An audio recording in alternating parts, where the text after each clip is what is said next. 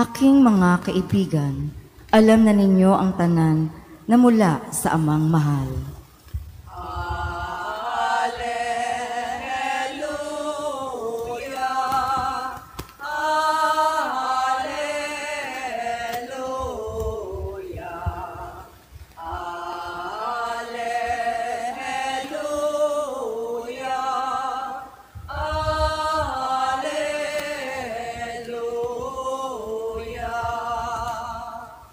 Sumainyo ang Panginoon. At sumayo rin. Ang mabuting balita ng Panginoon ayon kay San Juan. Papuri sa iyo, Panginoon.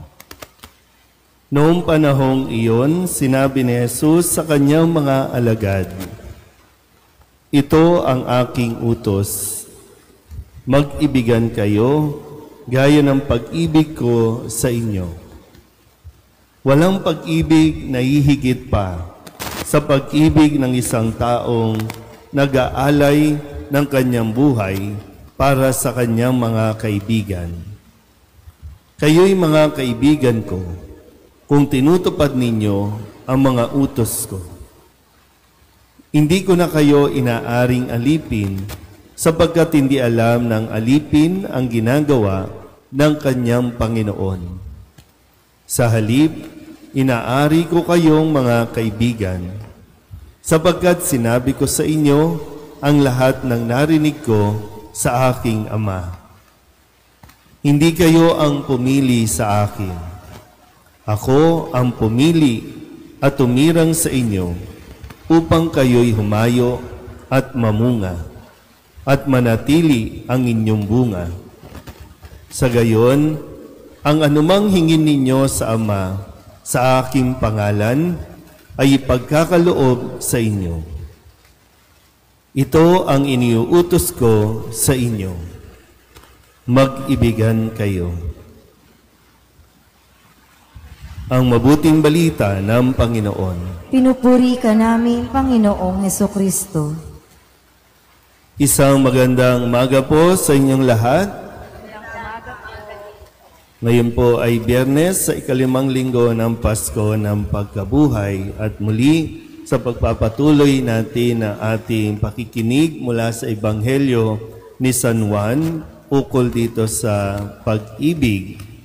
Ang sabi ni Kristo kahapon, kung paanong iniibig ako ng Ama, gayon din naman iniibig ko kayo at manatili kayo sa aking pag-ibig. At ang nananatili sa aking pag-ibig ay sumusunod sa aking mga utos.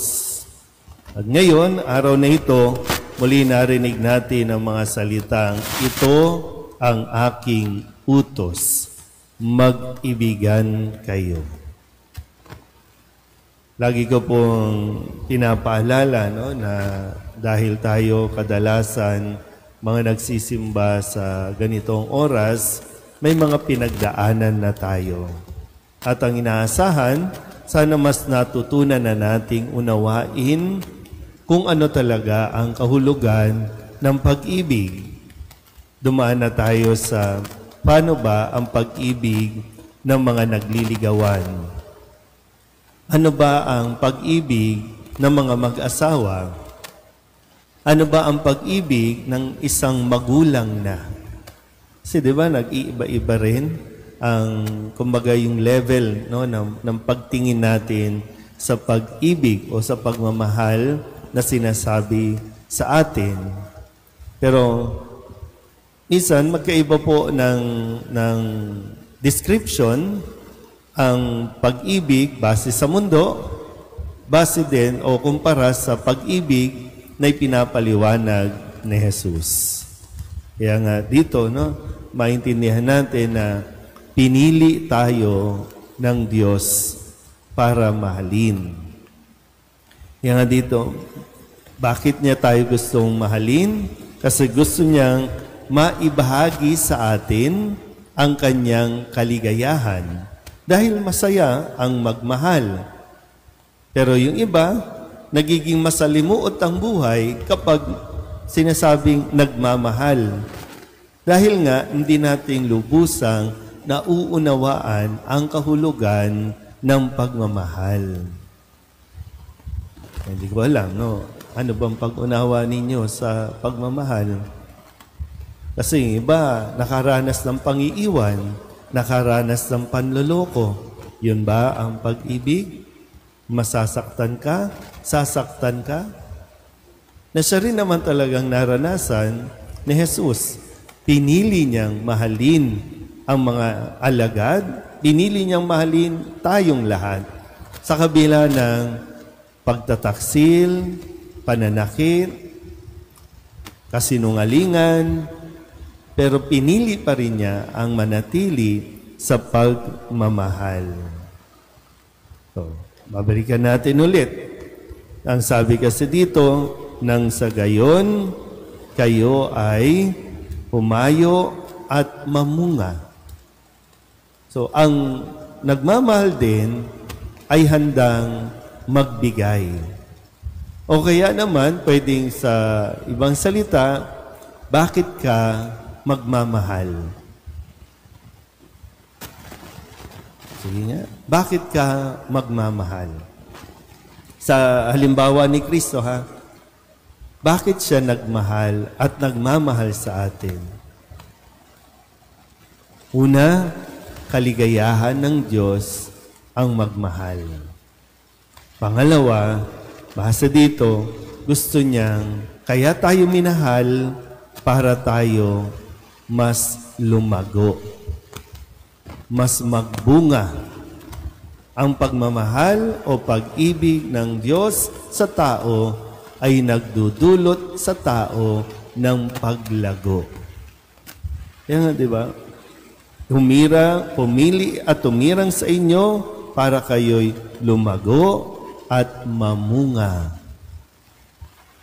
So, hindi nakakasakal dapat ang pag-ibig. Ang pag-ibig, hindi dapat controlling.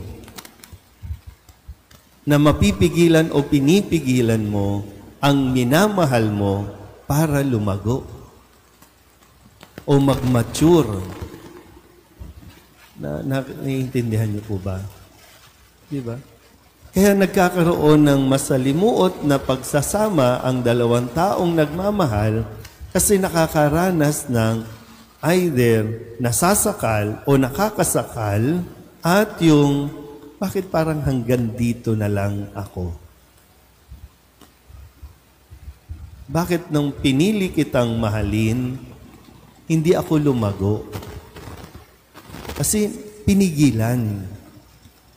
Pwede, naging selfish, akin ka lang, dapat dito ka lang. O kaya naman, hanggang dyan ka lang talaga, yun ang gusto. Kaya nga, di ba, hinayaan din, inibig ng Diyos ang mga alagad at hinayaan niya din na magkamali ang mga alagad. Pero sa kanilang pagkakamali, nakabangon din naman sila. At mas lumawak pa ang kanila pong pagkatao. Siguro maganda rin na sana tingnan natin kung saan ba tayo dinadala ng ating pag-ibig. At ang ating bang pag-ibig nakakabuti sa mga taong minamahal natin. Kaya marami po, yung iba nararanasan na parang yung hindi siya nag-grow, hindi siya nagmamature. Ito'y kadalasan nararamdaman ngayon ng iba, lalo na yung mga bata-bata na dahil nga sa pag-unawa, magkaiba kasi ng pangunawa, pero pwede rin naman mai-apply ang kahulugan ng pagmamahal na parang dahil nagmahal ka, hindi mo na na-pursue yung karir mo. Dahil nagmahal ka, napigilan ka na mas spread out pa yung wings mo para mas malayo ang marating mo. Pero may pumigil sa iyo na nagsasabing, mahal ka kasi niya.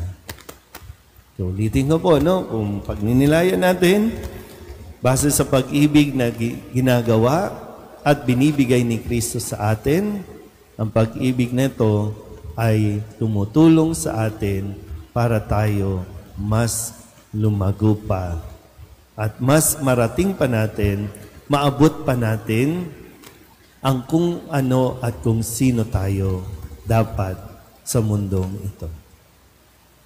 Amen.